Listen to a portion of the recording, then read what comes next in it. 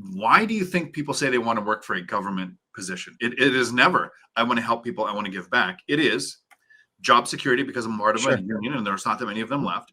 This still has a pension that exists because I'm working for the state. I have the state benefits. It's never what I could do, what I can give. It's what I'm going to get. And those are the people who will hold on with talons onto that job to figure out what KPIs are going to be used to make me look good at my job, even if they can't do their job. Alrighty, folks, you heard it here first. Section 8 is going to be canceled. It's no longer going to exist. It's not going to be funded. Section 8 payments aren't going to show up. What is going to happen? Folks, I have actually been asked that exact question a dozen times in the last 24 hours. And as a real estate investor for the last 20 plus years who has lived through and invested through government shutdowns, government budget this, government budget that, I know what I think about this phrase and nonsense, but let's check in with the boys, see what they are seeing. Matt, you were here first. Did you hear Section 8's going to go bye-bye? They've canceled it. They stopped funding it. It's over. I mean, I heard it from people that have no idea what they're talking about because I already got my Section 8 from one of the towns. So congratulations, anonymous idiots. Like, this is the problem, you know?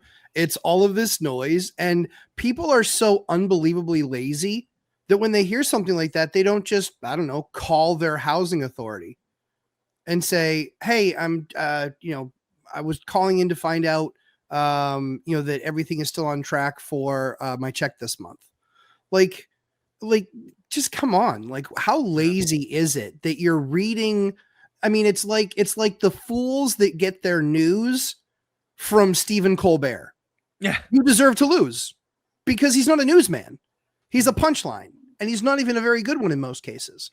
So it's like it always is. If you hear a rumor, do some work to confirm it, because I'm more than happy to take advantage of people that believe that and then quickly want to exit. Number one. Number two, real quick. Number two is if Section 8 is your only strategy, you failed. Yeah. You failed. Yeah. So we can actually, again, a lot of stuff. I do this for a living. So I actually have Fresno's housing's post from yesterday, which I will read in a minute again. But Dion, are you seeing this as well? Are you afraid of all your Section 8 tenants' rents not showing up? So always plan on the worst, right? Plan for the worst.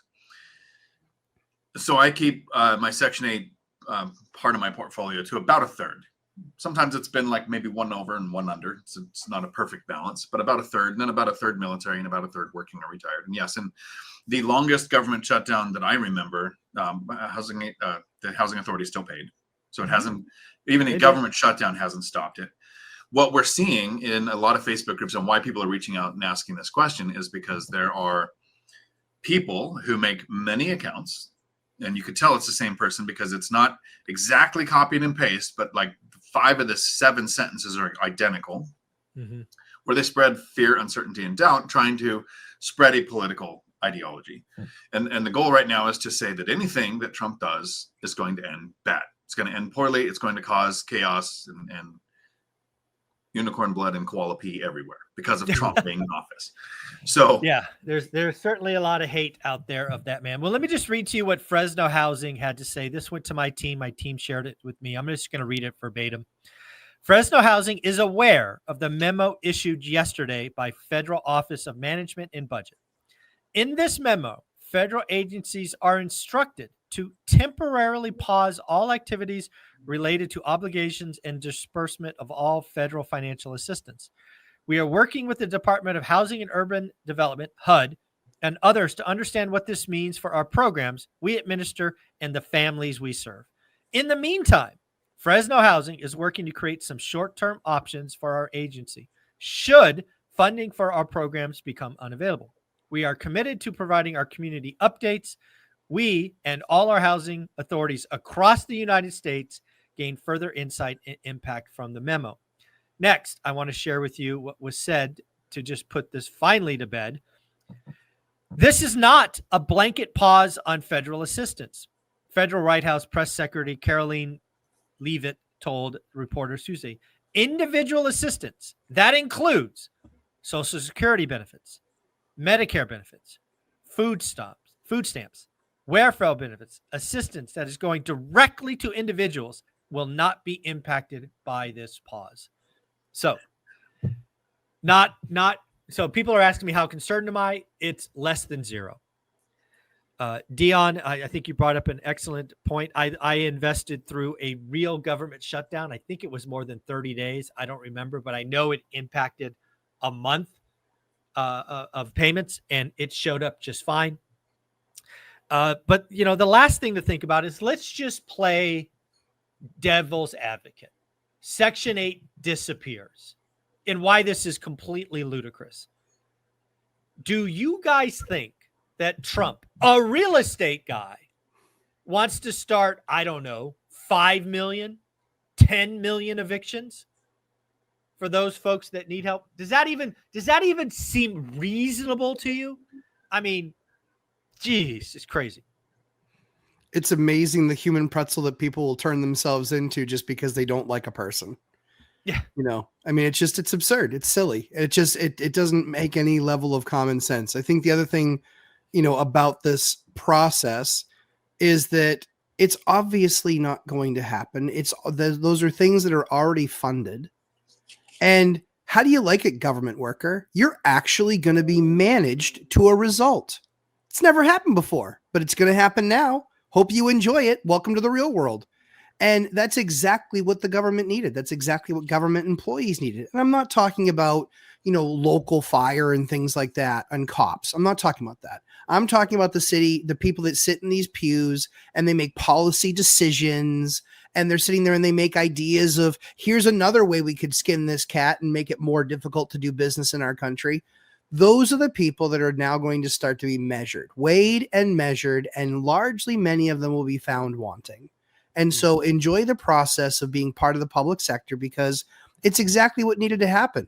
I'm tired of watching my tax dollars get completely lit on fire and be useless, and having to fight my own tax dollars with legal aid and things like that. What are we doing here? This makes no sense. So I love a lot of the things that they're getting ready to pass, because I think it's time that people that are getting funding for nothing, for existing, I think it's about time we start holding people accountable.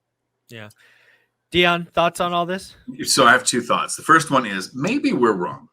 Maybe the fear, uncertainty, and doubt messages that are going out, the questions, the posed as questions of, are you concerned with Section 8 being canceled? Maybe they're being posted by a genius who then watches the chat, looks for the person who responds with, oh, I'm really concerned, then gets a private message. Hey, you ever think about offloading those properties? I'll you want to sell them? From you. It's a phishing tactic. That's the first thing. Second thing is, just to let me know if you were on the same news platforms I was this morning. The Department of Government Efficiency finding $37 million earmarked for the World Health Organization. Mm-hmm. This executive order of pausing funding hopefully impacts that. Second, no kidding, these are real words that I saw. This is the claim to what this money was earmarked for. $50 million for condoms in Gaza. Maybe we shouldn't send that money there. Yeah. I think we'll stop sending money to places like that before we'll stop sending money to Section 8 housing. Yeah, it's just it's not happening. Again, it's first off, it's individuals, right? So that's, again, there's the caveat right from the order, so that's not going to be impacted, and it just doesn't make logical sense. Nope. I mean, just think for a moment. Since we're talking about the government, you guys probably saw this. We'll add this to this conversation. What do you think about offering 2 million federal workers 8-month severance to resign? Love it. Really? You don't see a downside? Nope.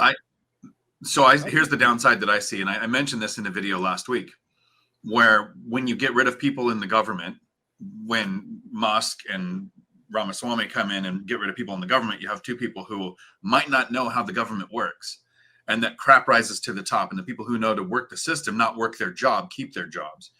If you offer $80,000, 88 months severance, whatever it's going to be, to these workers, the ones who have opportunities, who are good at their job, who we probably want in their position, are going to jump on it because they've got opportunities to go to. The ones that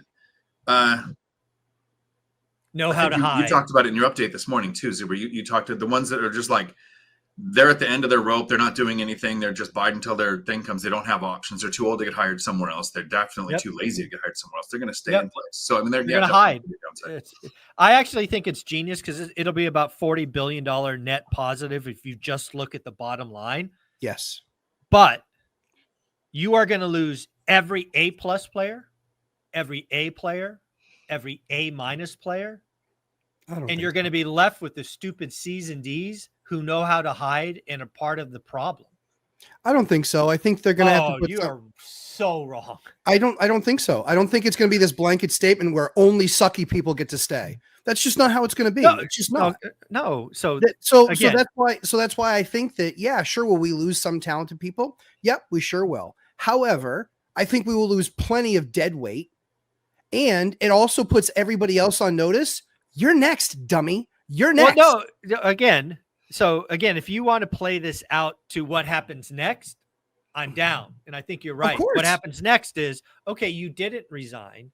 Now, to your earlier point, you're going to be weighed and measured and all of that, and you'll eventually get the boot anyway. But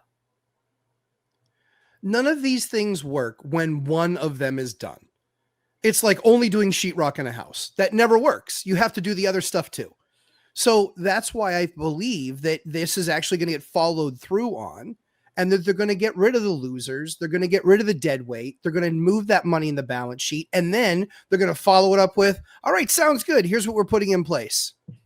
Enjoy, pucker up, buttercup, because now you're going to actually have to perform. So I think that I don't know. You have a lot of hope for what's coming. That's no. I have Vivek and I have Musk. Vivek is no longer a POTUS. I know. I'm so bummed about it, but I wonder. I don't think it's going to be all Musk, right? And Musk has done a pretty good job. It can't be. He's got 17 other things going on. Sure, but Musk has done a pretty good job of setting up things in his companies that make them all perform. They all perform. I'm not questioning Musk by any stretch. No, I understand, but I think that that's the criteria that's being used. So I can tell you what doesn't win. Exactly what we're doing right now. That's stupid. It doesn't win. No question. So then I think this is the best way to start shaking things up, getting people back in the office, doing all this stuff that needs to be done. And it's uncomfortable for people. You know what? Tough way it goes. Because guess what? In the real world, in the non-government sector, this is how it happens. This is how it works. I just have faith that they're going to that the right people are going to be put in place to actually carry through the tasks. Well, there you go. Now I know why we disagree. You have faith that magically the good people are going to be put in place. I have faith in the people. No, I have faith in the people in charge that are being put in charge of these different departments to actually manage this and create criteria that get the wrong people out. Is it going to be perfect? No, but it's certainly, Mike, the other option is what we're doing today, which is clearly no, it's not the other option. Of course it is. That's all that's being proposed. What else is going to be done? The other thing that could be done. Okay. Is we are going to go through get your ass back to the office or you're fired. Okay. And you think that's going to weed out only bad people? I'm not done. Okay. Step 1, get your ass in the office or you're fired, right? Okay. No severance, in the office or fired. If you don't show up, you're fired. Step 1. Step 2, we're going to go through the entire fiscal year and you're going to be held accountable, weight measured. And if you are performing below a X level, you're fired, right? And that way you find out who is really running shit and who is not. As opposed to day one, let's offer up $80,000 to 2 million people and see who takes it. The only people that take that are the guys that have options. Okay, so you believe that this is willy-nilly, that they've spent no time looking at anything previously. Everything I have read is 2 million federal employees. From the media? I don't believe. I mean, do you listen to the ants on the road? Who are you listening to? Well, no, I'm not listening to the media on any of this. That's for damn sure. I want to listen to people inside the administration. Okay. So and I doubt highly that people are sitting there and just going, so we came out of the boardroom with this idea, and this is what we're going to do right now today based on no data whatsoever. That's not how they do things. That's just not how it works. I've been in those boardrooms just like you, and it's just not how it works. They have an idea. They have an idea. And might they cut an enterprise? You're absolutely right. But might they cut too close to the bone? Yeah, maybe. Okay, I'm fine with that. So 30% of the people that we lose were A players. 70% still sucked. 70% were still too old. 70% were 4 years away from retirement, and they were milking the system for everything it was worth. I don't know the criteria. Would I love to know those things? Sure. But I also know that who is in charge and who put people in charge, they have some sort of criteria that they came up with to say, we're going to jettison 2 million people. And that criteria is based on something. Again, I hope you're right. I have zero faith in I have zero faith in the way this, again, here's what I think comes out of this. Even if it goes down worst case scenario and we lose every A player, 100% of them, the government still works. There's just so much internal crap going on. It still works. Yeah, it still works. It'll be 2 steps back, but we will move forward. Right. Of course. I have faith in all of that. I just think, and again, maybe this is because I've only worked in enterprise. I sold to the government. I never worked in government. It just feels like the wrong idea, right? Again, because like I had people on my teams leave my teams, go work in the government and come back. So I have understood at least same secondhand knowledge. Yep. And most people go to the government because they're either chasing a mission, like they want to give their time, like David Sachs, right? Billionaire or whatever he is, he's taking a shit job or shit pay because he's on a mission. Yeah. So people do that. Yep. And those people have options. They're getting recruited every week, every month. Of course. Right? Those people are going to be like, I'm done with this nonsense. I'm out of here. And then there's the people that get in government and they do just enough to stay hidden. I get it. Sure. It's an imperfect system, but I think that the best way to do it, I don't believe that they're making decisions void of data. I just don't. I believe that they're making, and I believe that these guys being enterprise people that have built something from zero to billions of dollars, I believe that they're a far better judge of here's how we cull it, right? The fact of the matter is that Elon culled Twitter 80%. 80% didn't leave on their own. He culled it, about 30% left on their own. And then the other 40% he took, or 50% he took care of himself. So he clearly had a criteria, because guess what? Twitter's still up and running. It's still the platform of choice for many, many people. And he does this on a grand scale. So I believe that he's doing it. I believe that his team is doing it based on criteria that they've set forth, that they've done in the private enterprise that worked. I have never seen an enterprise process, plan, whatever, work inside government. Here's the thing that I would hope that Elon is aware of, right? As smart as he is, as many he runs. I've been in the Marines, worked in law enforcement, worked at the CDL school where I worked heavily with legislators and the Department of Licensing for our state. What type of person is attracted to a job? Right? There's a lot of people that say, I want to join the Marines because I want to blow stuff up. Well, they don't make it through recruitment. As funny as that is, people say it, and you see it in all the movies. That's what I wanted to do. No.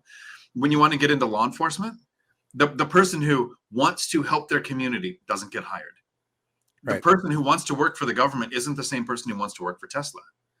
When you culled people from X, you got rid of people who were trying to be a part of something innovative, but found their way in and weren't productive. When you work for the government, yes, you will find a few people who, I'm a public servant, I want to give back. That's a few. And they probably have the biggest voice because they get on the platforms and get the most recognition. But in my personal experience, over 90% of the morons that I met that worked at WorkSource, the Department of Licensing, in legislature, why do you think people say they want to work for a government position? It is never, I want to help people, I want to give back. It is job security because I'm part of a union and there's not that many of them left. This still has a pension that exists because I'm working for the state. I have the state benefits. It's never what I could do, what I can give. It's what I'm going to get. And those are the people who will hold on with talons onto that job to figure out what KPIs are going to be used to make me look good at my job, even if they can't do their job, even if their job is non-productive. And somebody coming in from, you guys both worked in the, the sales, the corporate, you've been in the boardroom meetings. The state doesn't work that way. No. They have a Lean Six Sigma meeting that doesn't involve top management. So top management has no idea what was actually just talked about in there. Then the Six Sigma comes back and says, here's our recommendations.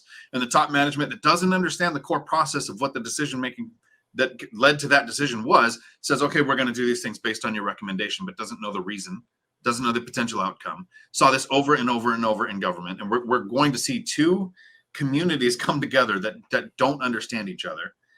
And I'm in the Zuber court on this one, where I think it'll move forward eventually. Yeah. Mhm. But there's a couple of years of what the hell is happening. Yeah, it's and again, we probably end up in a better place eventually. We I'm definitely down do. for that, but it's going to be chaos, and it's definitely a couple of steps back before. Like we talked about. We talked about chaos. That's what we talked about. Okay, This is going to be part of that. this is step one of chaos. This is just another step in chaos. I'm telling you, there's a fundamental change in how they're doing things. Fact. It's just a fundamental change in how they're doing things. So we'll see now the next 90 days. We said 90 to 120 days. Yep, we There's did. going to be a lot of chaos. And to that point, we nailed it. This is exactly the type of stuff I'm thinking of, because what they haven't done is they haven't said, hey, it's happening on Wednesday, right? Like they're announcing this is going to happen, and they're seeing the behavior, and they're seeing, and there's plenty of good federal employees, but there's plenty of rats running around the battleship as well. And I think that one of the things that I think a lot of people forget about is that there are some of the most innovative things that happen in government, code breaking and things like that. There's a lot of high tech in the government before, even Mike, for you and I, when we were really selling, I don't know about you, but I was selling into them in right around great financial crisis and a little bit after that. Mm-hmm. And their world was just completely different. I think that a lot of those things have changed with the tech and what they're trying to advance from a weapons perspective and from a defense perspective, that I think that world has really changed a lot, where they recognize where Elon's not just in there as an executive, but he's also in there as a technologist. I think that's a big thing that's changed from where we were even 8 years ago. Yeah, I sold into the federal government for 15 years directly, and the last 5 years were in the security space, cybersecurity. Yeah, there are some wicked smart people. I know. In going after state sponsors. I mean, there's some stuff that I can't even talk about going on. So it'll be interesting to see what's going on. So at the end of the day, we started on Section 8. We ended up going to 8-month severance and getting a little bit of passion there. That was fun. Love it. Matt, where can they find you? Lumberjack Landlord on YouTube and Instagram. We are there, and I think we'll be wrapping up the project house this month. I don't know. I haven't been there for 6 weeks. Yeah, I haven't been there for 6 weeks, but I'm pretty sure we'll be wrapping it up. I got a message saying, hey, here's the punch list of remaining items.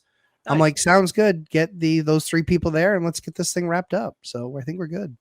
There you go. And Dion?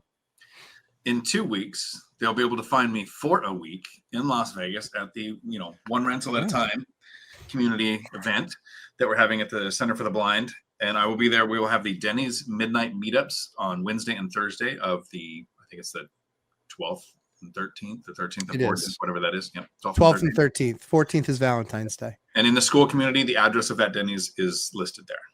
Nice. Thanks, guys. I appreciate you. Ciao. Thanks, Mike.